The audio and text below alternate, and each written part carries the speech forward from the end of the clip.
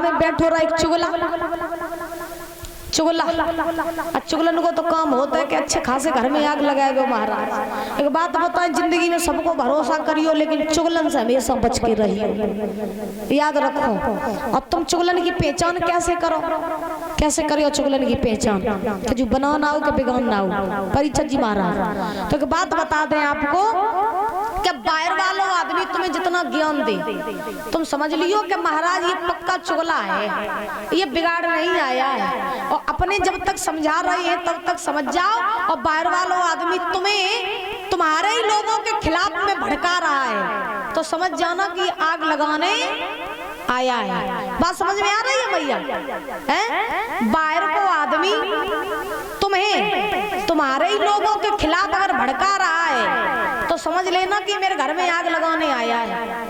अगर जैसे पड़ोस है तुम्हारी बहू की बुराई करे तो तुम जब मान लियो कि आग लगाना आई, ठीक। और पड़ोसन अगर तुम्हारी सास की तुम ते बुराई करे तो तुम जान लियो आग लगाना आई।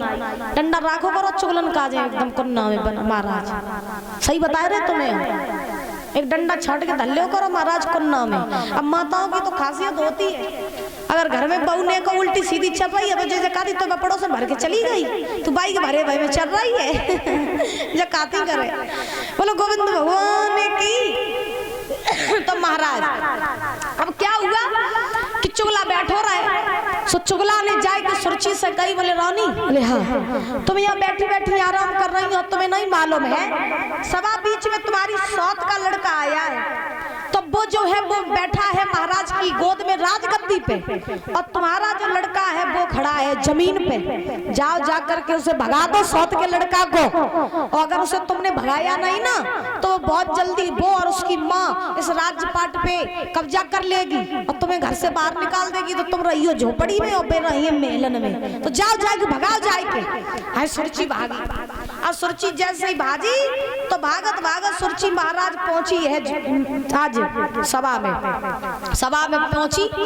सो उत्तान पाद ध्रुव को अपनी गोद में बिठाए आते लाड़ कर रहे थे। तो जैसे सुरची गई ध्रुव का हाथ पकड़ा, और ध्रुव का हाथ पकड़ करके सुरची ने महाराज ध्रुव को जमीन पर पटक दिया, एक तमाचा मारा, कहा दुष्ट नालायक बाप,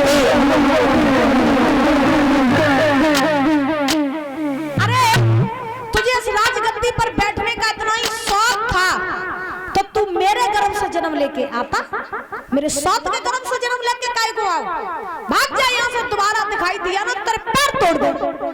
ध्रुव जी के तमाचा मारता है। ध्रुव जी ने हम तो कछु नहीं कही, उत्तान पाद बैठे बैठे देखत रहे। ध्रुव जी रुवत भय अपनी मैया सुनीति के ढेंगा आए। छोटे रहे 5 साल के ध्रुव जी महाराज, आखिर में आंसू भरे और महाराज सुनीति के ढेंगा आए। अब महाराज जोर जोर से रोन लगे, और जब जोर जोर से रोन लगे सो मैया सुनीति ने अपने लला को रोत भाव देखो महाराज ऐसे लगो मानो कलेजा फट गया।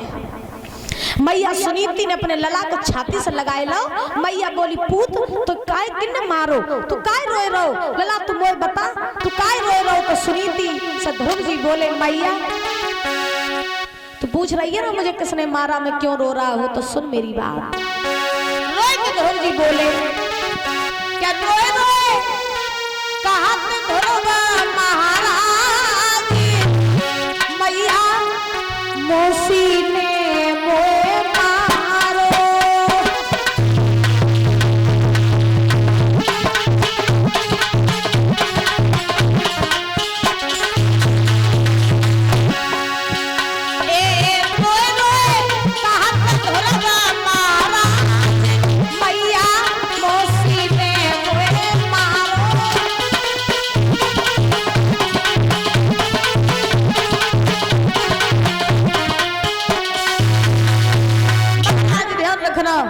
ध्रुव जी रोने लगे, और ध्रुव जी महाराज ने जवाब दियो मैया तू जानना चाह रही है ना मुझे किसने मारा, तो सुन हम तो बताएं कि वो और काउने नहीं, मोई मौसी ने मारो। किन्ने मारो? मौसी ने। मैया कष्ट मोय जब आपको नहीं कि मौसी ने मोय मारो, कष्ट मोय जब आपको है कि जब मौसी मोय मार रही थी तब हम बाप उत्तान पाद बैठो बैठो सब कुछ देख रहा हुआ। मैया अगर वो मेरा बाप होता तो मुझे मौसी के हाथों पिटने नहीं देता। तू तो कहती है कि उत्तान पाद मेरा बाप है, अरे ये कैसा बाप कि मैं उसके